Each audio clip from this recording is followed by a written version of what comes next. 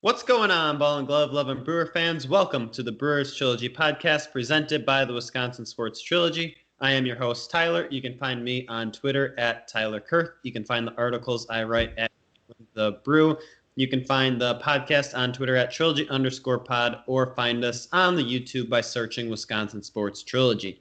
Joining me, as always, is my cheesehead loving buddy, Trevor. He is the host of the Packers Trilogy podcast. You can find his writing at Dairyland Express. And you can find him on Twitter at Bender_Trevor. So, how are you doing today, buddy? I'm doing pretty good. Recording on a Friday. Got a nice full weekend. At least I have a nice full weekend ahead of me. So excited for that. Got a ice cold beer in my hand, so can't complain. Yeah, ditto. I'm on the last of my Raspberry Fantasy Factories, which were rather disappointing. So I'm glad I'll just be switching back to normal Fantasy Factory after this. Hey, don't hate it. Not a fan. How do you feel about the moon? Nope. Not a fan.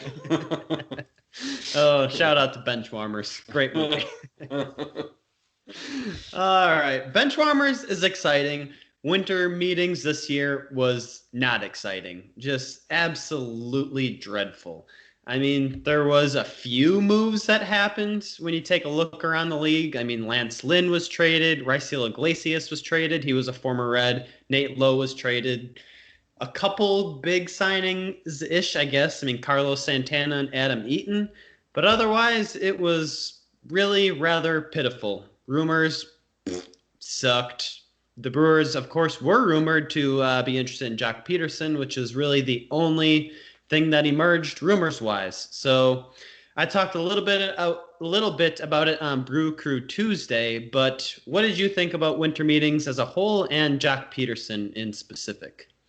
Well, I'm looking back at your article, Tyler, of what does Milwaukee do after winter meetings.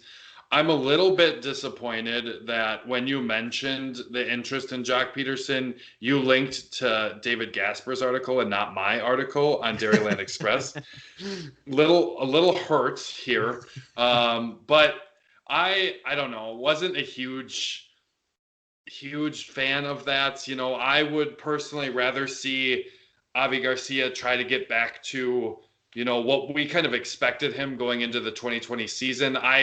I just like the guy that's going to get on base a little bit more often with okay pop compared to the guy with all of the pop and not getting on base outside of hitting home runs. That's right. I forgot you wrote about that article, so you can take the linking up with my editor. That was all him, so I can't fire him. I think the biggest thing, just to kind of summarize what I said in the video, was everyone expects Jock Peterson to be an everyday outfielder, but the reality is he doesn't hit against lefties. 2019, he had less than 50 plate appearances against lefties. We just spent, the last 10 minutes before we started recording trying to figure out when he hit his last home run off a lefty, and we had to dig all the way back to September of 2018. So not good, and that was the only home run he hit that year against lefties in 2018. So everyone's just like, put him at first base. I just think that's completely outlandish. He spent some time there, but it didn't work out. So all in all, I really hope nothing comes of the Jock Peterson rumors. So that's just my last 2 cents on it. Yeah, I would agree. Like I said, I'd prefer trying to see Avi come back out of the slump that he had in 2020. I think a lot of the Brewers improving from 2020 to 2021 is going to be trusting in their players to get back to what they expected to see in 2020. Christian Yelich, Keston Hiura, Avi Garcia. There's a host of guys that need to play better. Getting Lorenzo Cain back, hopefully he can get back into form a little bit, hit a little better, all those types of things. A lot of this improvement has to happen who is already on the roster. It just kind of has to happen that way, knowing what happened this past year, what happened with the money situation. That has to be what happens. And like I said, even though Avi Garcia is expensive, I'd like to see what he can do because I think he can be a much, much better player than he showed in 2020.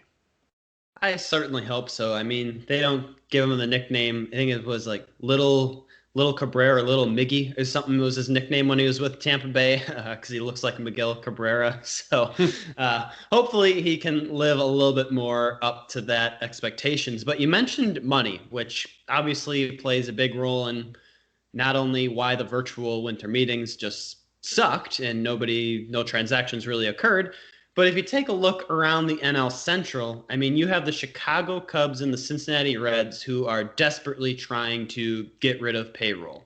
So they're getting rid of some of their good players, shopping them around and whatnot. The Pittsburgh Pirates are still rebuilding.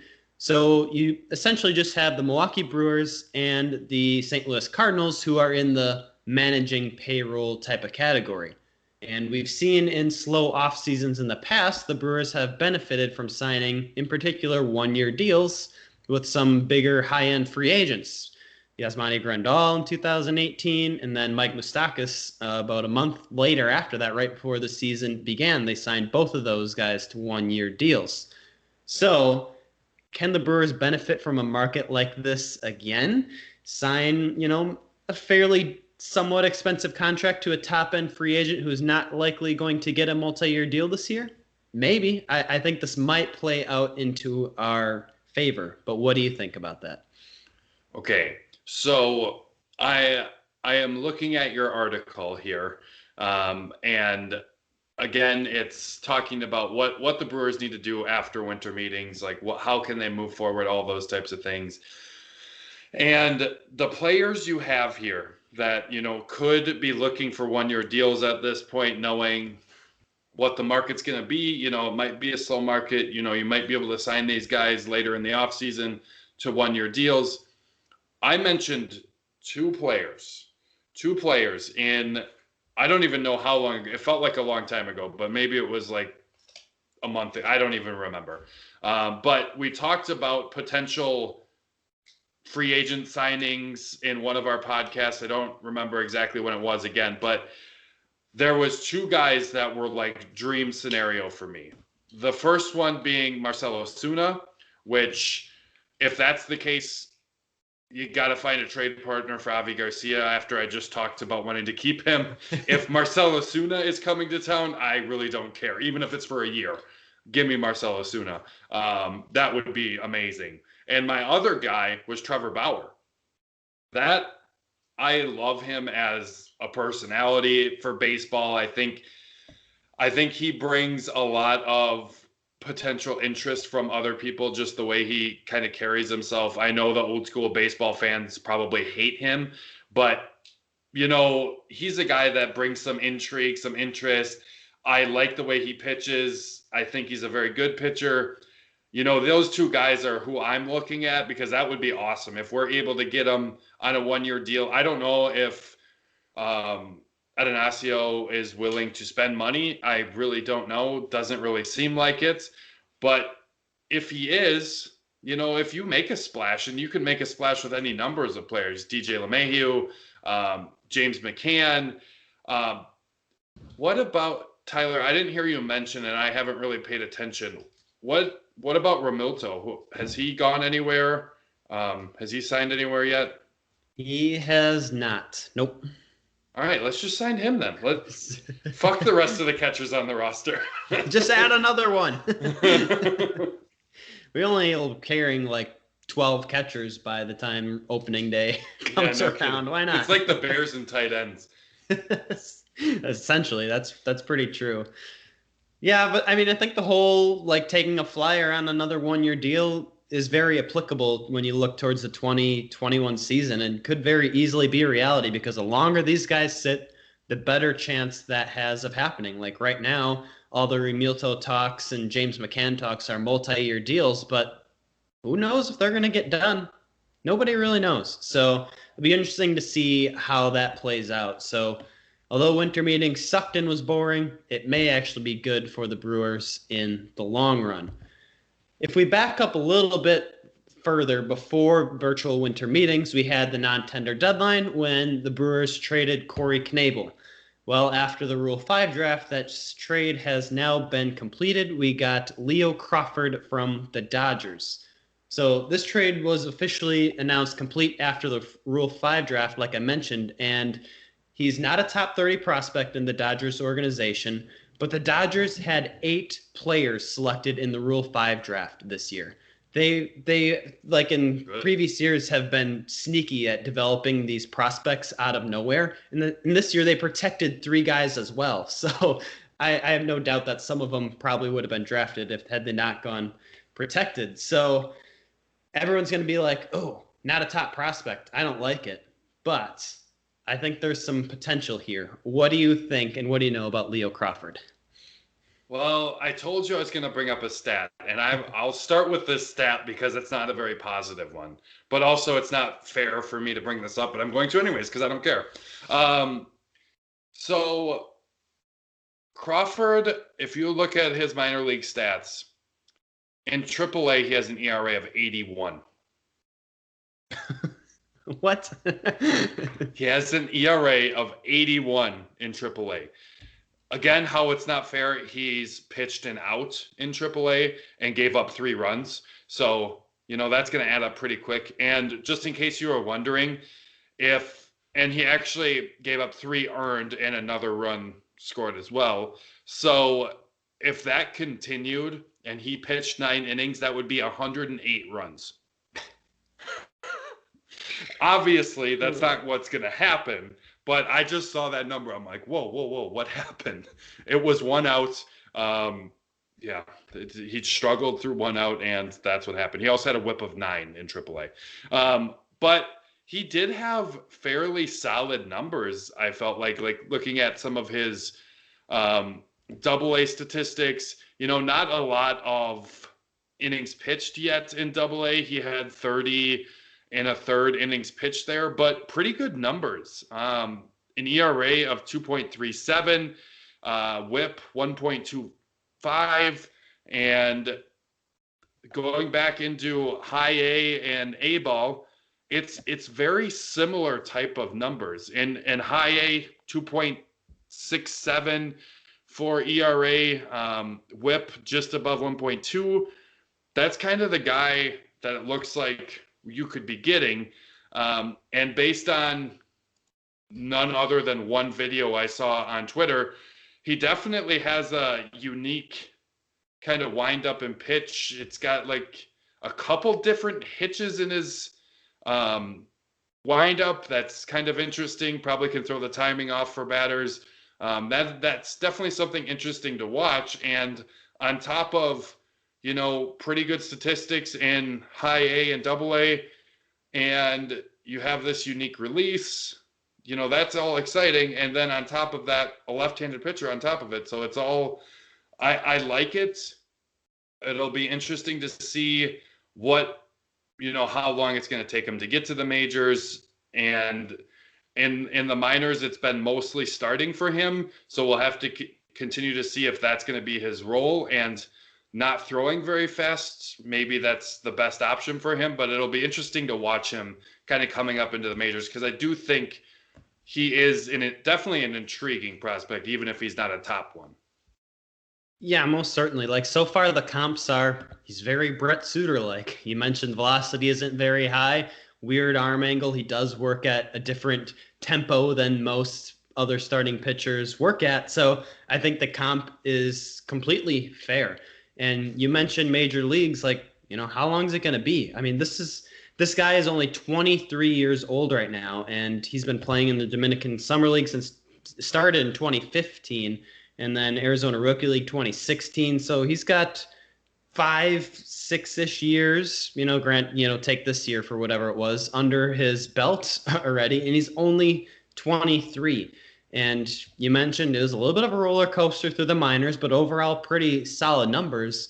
The biggest things I've heard about this guy is he's just learned how to adapt. He's learned how to pitch. He's learned how to outsmart hitters. And, that's, I think, like baseball IQ is something that just goes completely under the radar these days when everyone is just looking at advanced stats. So that definitely has some promise there. The other biggest thing I heard about him was this or at least in 2019, the biggest addition was his changeup came a long ways, and that resulted in some increased strikeout numbers. In 2019, he struck out 134 batters in 121 innings. So, I mean, as a starter, that's pretty damn good. And if you can keep hitters off speed, even if you don't have a ton of velocity, that's great. And we all love our changeups here in Milwaukee after the emergence of Devin Williams. So that just adds some extra excitement to the prospect. And I'm really excited to see what he can become.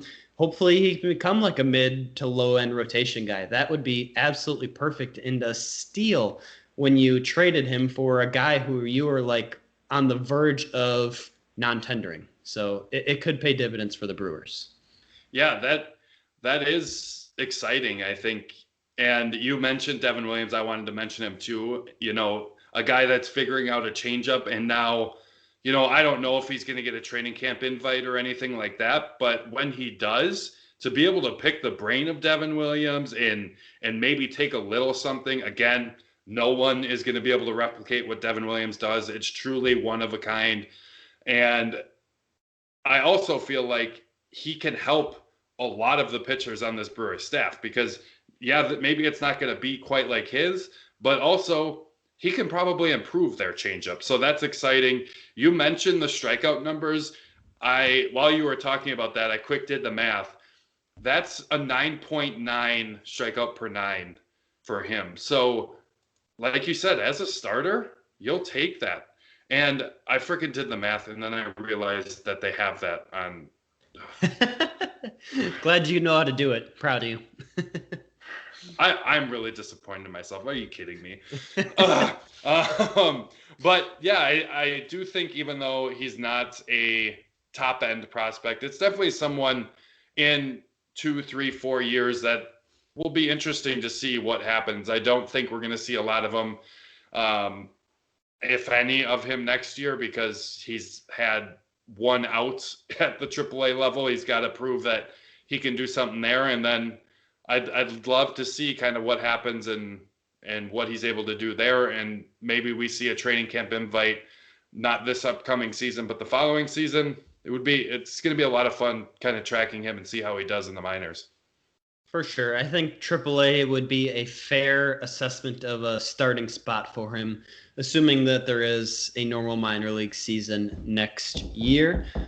I think it's really interesting that the Brewers added another lefty because they just really tend to they're stockpiling them now. Like they didn't have any up until like the 2019 draft, and then they just started getting them in bunches. I mean, Ethan Small, Aaron Ashby, Antone Kelly. You look at the major league roster, Josh Hader, Brett Suter. We had Claudio, probably not coming back.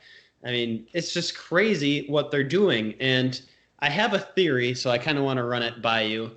I don't know exactly where the Brewers rank in terms of like left-handed pitching prospects compared to other organizations, but I feel like this has to be by design because left-handed pitchers have increased value, no matter they're a starter or a reliever, which is good. And when you're the Brewers and the way David Stern has gone about his business, we know we don't have the best farm system. It's one of the best. But if you have valuable left-handed pitchers and you're looking to make a deal and maybe, find the player to make you a contender and help you with a deep playoff push next season, having some of these prospects could pay a lot more dividends than, having a lot of guys in the top 100 prospects. So I think this is clearly by design, and we might see some of them go eventually, but I like the effort that we're putting forth in getting the lefties right now. Yeah, I agree.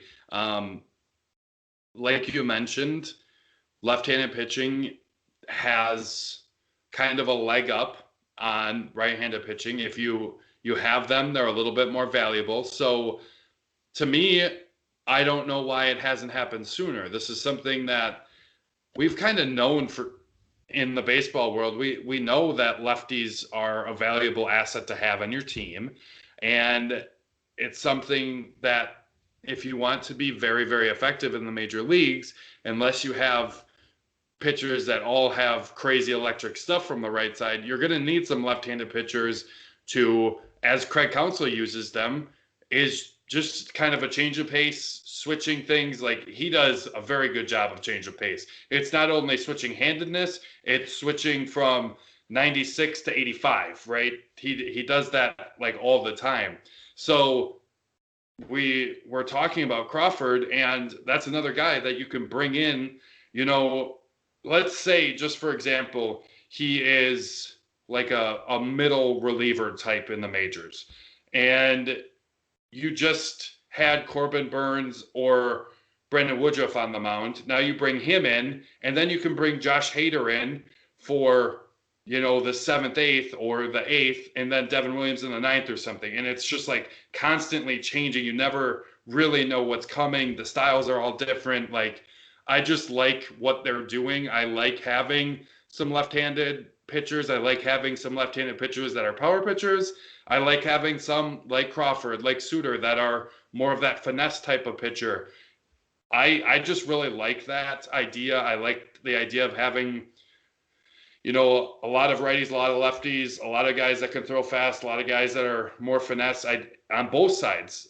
I just think it makes a lot of sense to diversify, especially I think Craig Counsell thinks that way too, because, you know, if you're coming in after Brett Suter and you throw a guy that is throwing 99, that 99 is going to feel like 102 or 101. Like, it's just going to feel faster because Brett Suter throws so slow in comparison. So I really like the ideas. I like that Crawford was the guy we got, and stockpiling lefties makes a whole bunch of sense in my opinion. Yeah, the whole going back to like the piggybacking of starters. I mean, we saw it a lot this year because of the shortened season. Guys' arms weren't, you know, completely up to maybe where they should have been. But I feel like that's something the Brewers are just going to continue to use. I mean, imagine throwing out Freddie Peralta, then Leo Crawford, or Drew Rasmussen, then Leo Crawford, or you know, the options are endless, and I really like it. No matter, you know, who they're a starter or mid reliever, like you said, I don't think that is really that important. But I think that is going to wrap us up here for today. The Brewers remained rather uneventful throughout winter meetings, but we did get a new guy to talk about, so glad we were able to do that. Maybe we'll get a signing before Christmas. Maybe not. I don't know. We are hopefully having a payroll guru on here eventually to kind of go over some of all your payroll questions. But of course, unless something major happens before then, we will talk to you guys later. And see you later, Brewer fans. Tristan Stearns.